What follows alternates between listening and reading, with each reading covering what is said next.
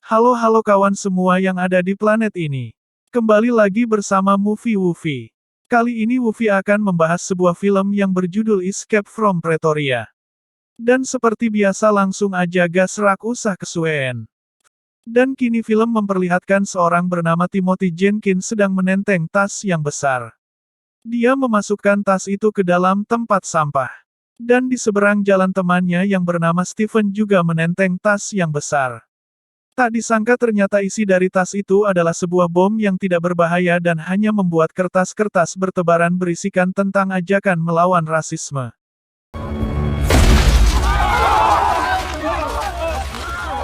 Missions alongside our black and Asian brothers and sisters, spreading. Atas tindakannya itu tim pun dijebloskan ke penjara. Pada tahun 1978 di Cape Town, di sana Pak Hakim membacakan tuntutan atas tindakan yang dilakukan Tim dan Stephen. Di sana Pak Hakim memutuskan untuk menghukum Tim selama 12 tahun dan Stephen 8 tahun. You are sentenced to imprisonment for a total of 8. Mereka akan ditempatkan di penjara Pretoria yang khusus untuk orang kulit putih. Kini sampailah mereka di Pretoria. Mereka mendapat sambutan yang kurang ramah dari kepala penjara itu. Orang itu menganggap mereka adalah Mandela versi kulit putih. You are the white Mandela.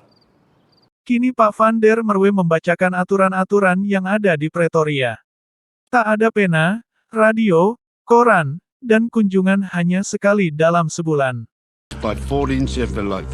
Visitors once per month, subject to state vetting. Penjara itu bukan penjara biasa. Selain penjagaannya yang ketat, di sana juga terdapat pintu yang berlapis-lapis. Tim dan Stephen pun ditempatkan di penjara berbeda dan Pak Van der Merwe membacakan lagi aturan tambahan yaitu, lampu dimatikan jam 11 malam dan lonceng akan dibunyikan jam 5 subuh serta sarapan pukul 7:30. Morning bell 5. Breakfast 7:30. Hari pertama di Pretoria pun dimulai. Para napi dibariskan satu persatu dan berjalan mengantri untuk mengambil sarapan. Saat sedang mencari tempat duduk, Tim merasa ada yang aneh. Tiba-tiba saja dia didatangi Pak Gundul yang ngasih tahu kalau mereka yang berbaju biru merupakan napi atas kasus pembunuhan. Setelah sarapan, kini para napi disuruh untuk jogging. Pak Gundul menjelaskan bagian-bagian di penjara sambil jogging santai. Tak lama kemudian saat Tim dan Stephen beristirahat, tiba-tiba saja mas-mas gondrong yang bernama Leonardo mendatangi mereka. Dia ngomong kalau mereka ingin kabur dia juga ikut rencana mereka.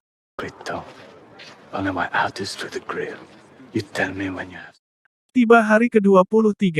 Hari-hari Tim hanya dihabiskan untuk mencari ide bagaimana dia bisa kabur dari tempat itu. Di setiap malam dia memandangi pintunya dan berpikir bagaimana bisa membuka pintu tersebut. Tim mengambil secarik kertas dan mengecek lubang kunci di pintunya.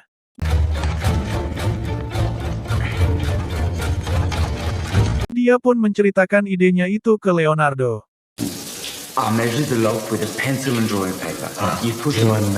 Di setiap kesempatan Tim memperhatikan bentuk kunci yang dibawa sipir penjara lalu dia menggambar bentuk kunci itu dengan kertasnya.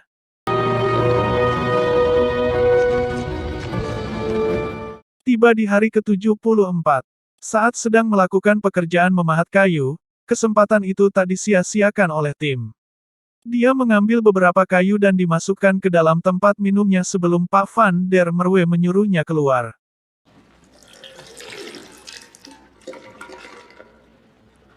Sesampainya di dalam sel, langsung saja Tim beraksi membuat kunci dari kayu itu sesuai dengan pola yang ia gambar.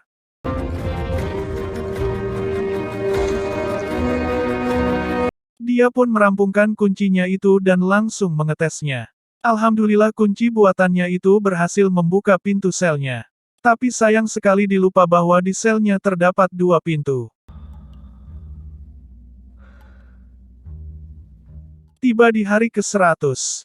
Pada saat Tim dan kawan-kawan mengepel lantai, dia mencoba kunci buatannya yang baru. Kunci itu terlihat berhasil pada awalnya, namun pada putaran terakhir kunci itu malah patah.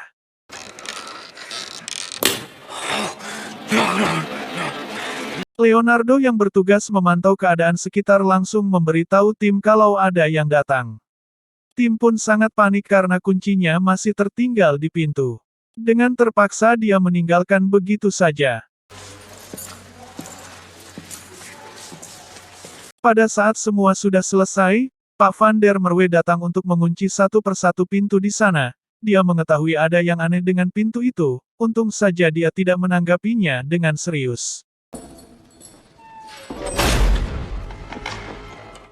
Kini tiba di hari ke-142. Leonardo mempunyai sebuah ide yaitu mengikatkan kunci itu dengan sebuah tali agar para napi bisa menggunakannya secara bergantian. Just totally pointless. Namun tiba-tiba saja Pak Van der Merwe memergokinya. Langsung saja mereka berakting sedang bersih-bersih. Pada saat di tempat pertukangan kayu, tim mempunyai ide untuk membuat sebuah tongkat panjang.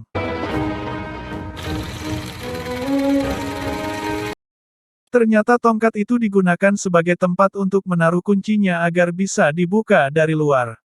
Namun baru setengah jalan dia membuka kunci pintu itu, tiba-tiba saja kuncinya jatuh ke lantai.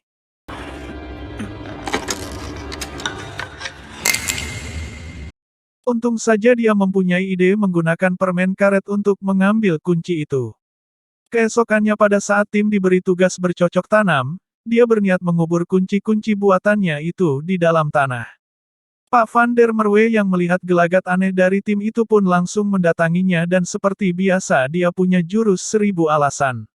Why is he collecting from you? Why not him? Pak Gundul yang nama aslinya Goldberg itu memperingatkan untuk tidak melanjutkan rencana kabur dari tim dan kawan-kawan karena dinilai sangat berbahaya. Namun dengan semangat muda yang menggelora tim tak memperdulikan hal itu. You do fix everyone. Pada hari ke-296, tim dan Leonardo mencoba kabur dari penjara itu. Namun saat membuka pintu terakhir tiba-tiba saja sipir gendut mendatangi mereka. Langsung saja mereka kabur dan masuk ke sebuah lemari. Untung saja sipir itu tidak mengetahui tempat mereka bersembunyi dan hanya pergi melewatinya. Melihat adanya kesempatan, mereka berdua pun tak menyia-nyiakannya. Namun sayangnya mereka gagal membuka pintu yang terakhir dan memilih kembali ke selnya lagi.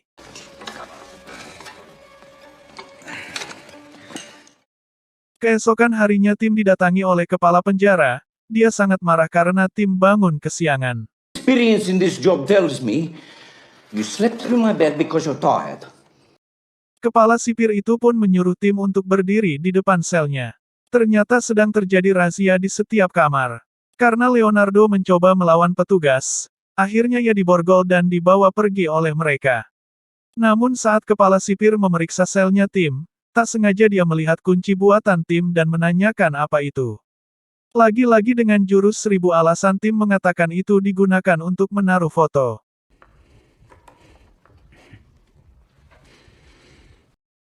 Tak terasa sudah 404 hari berlalu. Tim dan 2 orang sahabatnya mencoba mengajak kabur napi yang lain. Namun mereka menolak ajakan itu karena takut jika nanti tertangkap. Tapi tim tetap berusaha meyakinkan mereka karena ini kesempatan emas. Dengan keras kepala mereka tetap menolak ajakan itu dan tim pergi meninggalkan mereka. At this moment, and you regret this decision. Kini pada malam harinya, mereka bertiga benar-benar melancarkan aksinya. Mereka pun membuka satu persatu pintu di sana. Goldberg yang menolak keras ajakan tim, kini malah berperan dalam pelarian mereka. Dia memanggil sipir gendut agar mereka bisa lolos dari penjagaan sipir itu. Menia! Menia calling you! Kini tinggal satu pintu yang perlu dibuka. Namun sayangnya kunci yang tim buat tak mampu untuk membukanya. Leonardo pun mempunyai ide untuk merusak pintunya. Tak peduli jika itu terdengar penjaga pokoknya gas aja terus. Akhirnya dia pun berhasil merusak pintu itu dan berhasil membukanya. Kini pun mereka berhasil melarikan diri dan menaiki taksi untuk pergi ke Joburg. 3 to Joburg. The white ranks.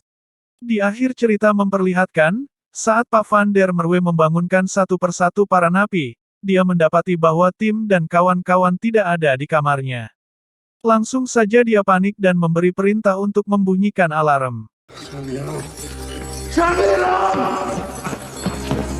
Sementara itu, Tim dan kawan-kawan tak kuasa menahan kebahagiaannya di dalam taksi itu.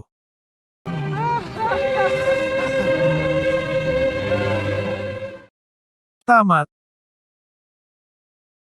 Terima kasih yang sudah nonton. Kali ini Wufi mau pamit. Nantikan film-film yang akan Wufi bedah alur ceritanya dan jangan lupa juga tonton koleksi dari channel ini yang pasti seru. Sampai ketemu lagi di video selanjutnya. Sekian.